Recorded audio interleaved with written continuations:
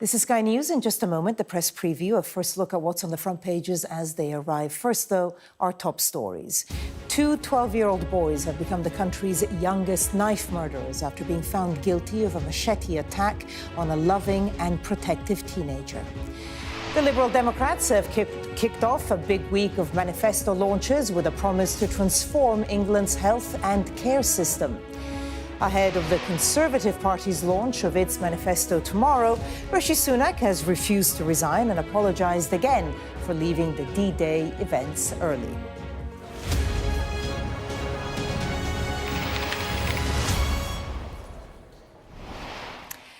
Hello there, you're watching the press preview, a first look at what's on the front pages as they arrive. It's time to see what's making the headlines with The Sun's chief political correspondent, Jack Elsom, and the New Statement's associate political editor, Rachel Cunliffe. They'll be with us from now until just before midnight.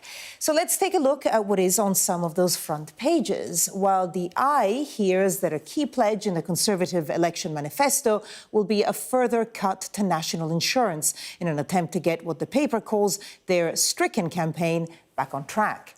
The Guardian says key stakeholders on the Tory right plan to give Sunak a set of demands if the manifesto falls flat. And according to the Financial Times, there are concerns that Labour's refusal to rule out an increase in capital gains tax will discourage investors from putting their money into UK businesses. While on the front page of the Daily Express, promises from the PM to slash welfare bills with another tax reduction. On the front page of the Times, lower taxes and help for home buyers is on offer from the Tories. The Daily Telegraph also reports on the tax relief on offer for landlords, with promises from Sunak to scrap capital gains tax for landlords who sell their property to tenants. The Mirror has an exclusive on Keir Starmer with the headline, "My Pledge on Kids' Health." The Sun leads with the machete murder of 19-year-old Sean Sisai, calling the two 12-year-olds the UK's youngest killers since James Bulger's. The Daily Mail also reports on the murder, saying family members of the victim wept as the guilty verdicts were delivered at Nottingham Crown Court. The Metro reports that a major NHS appeal for blood donations has been issued after a cyber attack on London hospitals led to a backlog of operations. And The Star uses its front page to launch its coverage of Euro 2024. I think we know who they're supporting. A reminder that by scanning the QR code you'll see on screen during the programme, you can check out the front pages of tomorrow's papers while you watch us. And we are joined tonight by Jack Elsom and Rachel Cunliffe. Great to have you on the programme. OK, let's start with The Times. Front page here and the headline, Tories offer lower taxes and help home buyers. Jack, to you, I mean, the Conservatives are not having the best start to the campaign, even though we're a few weeks in now. Tell us more about this story. Yes, well, it sounds like the Tory manifesto launched tomorrow is going to be an absolute festival of sweeties. They're going to be giveaway after giveaway. It's going to be tax cut, national insurance cut, axing stamp duty for first-time buyers. And so Rishi Sunak knows that he has to do something bold, radical and enticing to voters to make them sit up and sort of resuscitate what has been a pretty spluttering campaign, I think even him and his closest advisors will admit. And so tomorrow what we're going to see is an absolute smorgasbord of goodies for voters. The question will be whether or not voters do actually sit up and pay attention and are wooed by what Rishi Sunak has to say, or whether they're now past the point of no return, have stuck their fingers in their ears and they're not going to be listening anymore. OK. Before coming to you, Rachel, let me just pull up The Eye because it's got a sort of different angle, but obviously the same issue. Sunak pins hopes on a national insurance cut to rescue stricken Tory campaign. So from what you've been reading, we don't know so far the details, but what have you made of this manifesto and do you think it will be enough? Well, what's that phrase about the definition of madness is doing the same thing again and again, expecting different results? This is going to be the third time Rishi Sunak offers a 2p cut in national insurance as a way to try and move the dial on the polls. Tried it in the autumn statement, tried it in the spring budget, trying it again. Now, it had zero effect or indeed a negative effect on the poll ratings the last two times. And I think when we look at the manifesto that we're going to see tomorrow, we're going to see a huge amount of sweeties, as Jack said. But I think voters have, for the most part, really tuned out. Even Conservative voters, 2019 Conservative voters are either moving to Labour, moving to Nigel Farage and Reform, or saying that they're not really going to vote for anyone because they're so apathetic and disillusioned. It's worth pointing out that the tax cuts that are going to be announced tomorrow and the stamp duty measures are worth £13 billion. No one sensible in the economic establishment believes that there is £13 billion worth of free giveaway money just sitting there that you can get from efficiency savings or from reforming the welfare system, which is what they say they're going to do.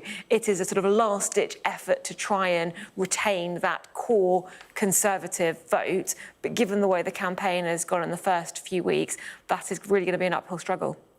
Before coming to you, Jack, let's take a look at your paper, The Sun. So pages 14 and 15, double-page spread. The Sun, there it is. Rishi, I can still cut it. PM's vow to slash taxes, and also new blitz on immigration. I suppose, two of the points that he's been pushing for months, before the campaign as well. I mean, do you agree that maybe he has gone beyond the point of no return? It's very difficult, isn't it? He needs something almost immediately to try and have any sort of scintilla of hope of clawing back this enormous poll lead that Labour has built up, not just during the campaign, but over the past year. The polls haven't really shifted since 2023, apart from reforms sort of gradually creeping up. He is desperate to fight this election on tax, and he's playing into the old Tory playbook of people's fears that Labour, as sure as night follows day, as he often says, will put up their taxes. It's obviously something which is very pertinent for people. Just come off the back of the cost of living crisis, the tax burden is the highest it's been in peacetime, near enough. And but he is saying that he is on the road to cut taxes, whereas Labour, and we've heard about this £2,000 figure, hotly disputed, will put them up. Now, it's going to be very difficult for him at the moment to articulate to people why it is they should vote for the Tories, because he's in some pretty uncomfortable pincer movement where he has Labour cornering the centre ground, but then we also have the Reform Party coming up on the outside right flank who are promising even more bolder action on immigration and tax cuts. And so it's very difficult for him at the moment. He's in a bit of a bind. He's trying to fight on both fronts. He's trying to carve out a middle ground tomorrow. He's talking about massive tax cuts, but also talking about immigration, his annual cap on legal migration, reforming the ECHR. The problem is it's not going to be enough for some people on the right, and it's going to be too much for some people on the left, so it's very difficult for him. Rachel, let's take a look at the story in The Guardian, which I believe, again, the front page, Tory right plans to give Sunak a set of demands if manifesto falls flat. I mean, sort of following on from what Jack was saying about, sort of pulled from both the left and the right. First of all, tell us what this particular story is about. This is absolutely fascinating. This is prominent figures to the right of the Conservative Party, so still theoretically within Sunak's party, saying that if they don't get the measures announced tomorrow that they would like to see, they will announce their own set of policies a week later. So you might even have an alternative, effectively Tory manifesto running in parallel to the actual Tory manifesto.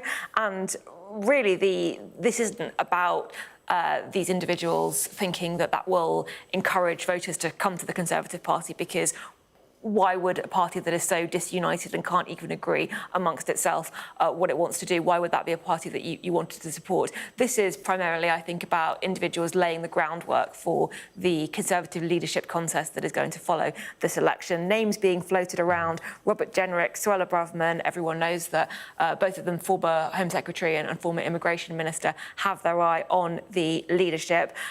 And some of the points that they're really going to be pushing on are leaving the ECHR, or a referendum perhaps on leaving the ECHR. The rallying cry will be, don't let European courts, in this case Strasbourg, tell us what to do with our borders in Britain. And it's not about winning the election, it's not about helping Sunak, it's about making sure they have the best chances for what comes next. Jack? Yeah, the ECHR is going to be incredibly contentious tomorrow. And from what we understand it, Rishi Sunak will pledge to reform the ECHR from the inside out. But if they don't get what they want, then everything is on the table. Now, when I read this earlier, it reminded me exactly of David Cameron's Brexit renegotiation. A sort of halfway house which doesn't please either side. I think it's probably a noble attempt. There is a groundswell of support within the Conservative Party on pretty much both wings to get some sort of reform from the ECHR. The problem is that for a lot of voters out there who are sort of more on the right, Nigel Farage basically coming up the outside and saying, we just leave the ECHR, we don't need this. It makes Rishi Sunak look like he's going for the easy option, and he's going for the sort of the more wetter option, as I think they would see it. So it's a difficult bind he's found himself in, and I think that viewers can expect tomorrow a pretty almighty row about the ECHR. I mean, it's less than a week since Nigel Farage has become the official leader of reform. How damaging do you think it has been to the Conservatives and certainly Sunak? It's been hugely damaging. We've seen that in the polls that have taken place since he announced that he was standing and that he was taking over as leader. Some of the polls now showing just a 2 or 3 point difference between Reform and the Conservatives. And we've also had Suella Braverman come out and say effectively that the Conservative Party should welcome back Nigel Farage, suggesting some kind of merger. His response to that has been not a merger, but a takeover. You come and join us instead. Jack, 20 seconds. Financial Times, Tory ads warn of massive majority for Starmer as electoral campaign falters.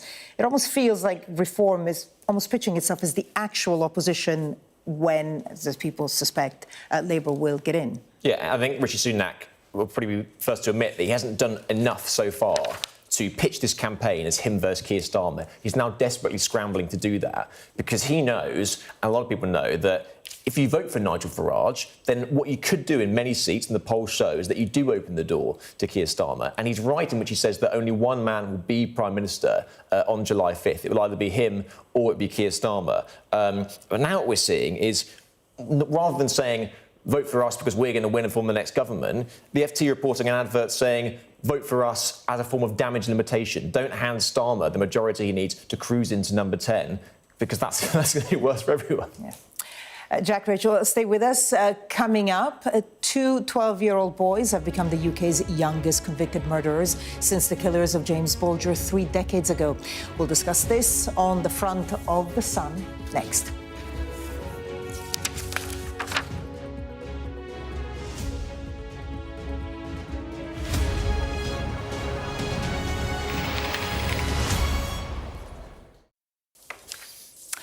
Welcome back. You're watching the press preview with me now, Jack Elsom and Rachel Cunliffe. OK, let's take a look at a story that's been our lead all day. A shocking story. Front page of The Sun.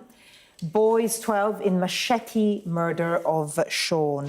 Sean Ceesay, 19 years old, and brutally murdered by these 2 boys who were 12. It's a shocking story. I mean, their age particularly. The attack is shocking, their age is shocking, and it's splashing a number of the front pages, and rightly so, a reminder that even in an election campaign we can get caught up in all the political news. Stories like this are still happening, still things that we really need to talk about, and I think a number of questions to be asked about criminal justice reform and about what could possibly have driven 2 12-year-olds to such a vicious and brutal and unprovoked attack. Yeah, we'll be talking about it at length at the top of the 11 o'clock. Let's take a look at another story in the Times, the World section.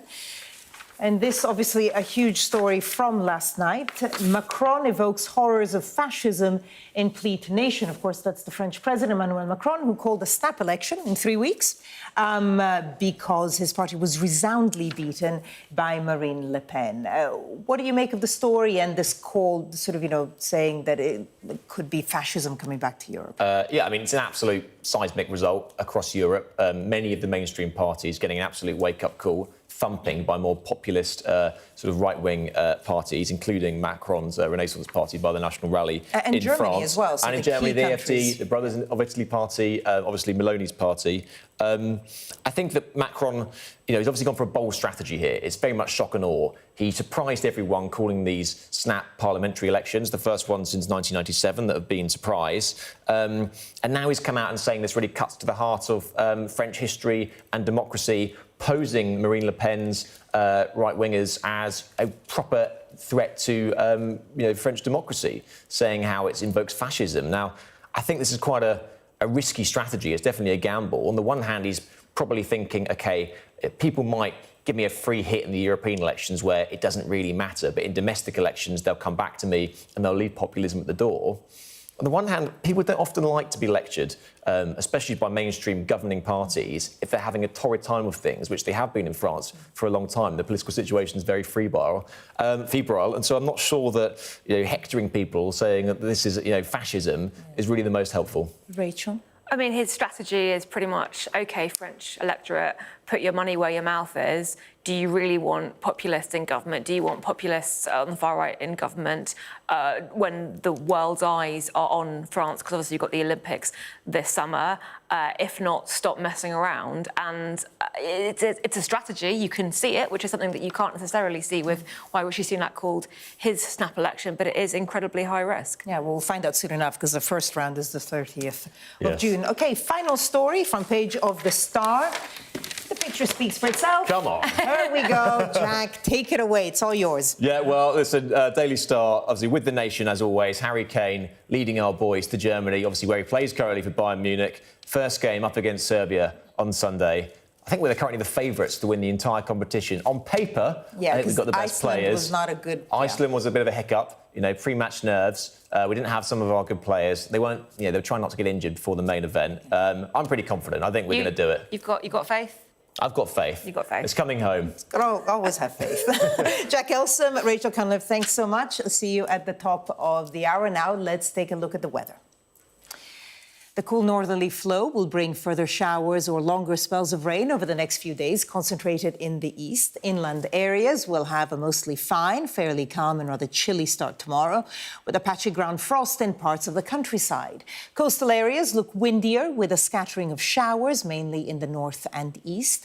Cloud will bubble up through the morning, with showers developing more widely. They'll be concentrated over the breezy east of England, where some may turn heavy and thundery, while many northern and western parts will stay dry inland. They will be even cooler than recently.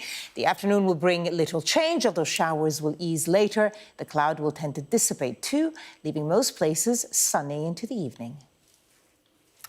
Coming up next on Sky News at 11, two 12-year-old boys are convicted of murdering 19-year-old Sean Cisahay in a machete attack.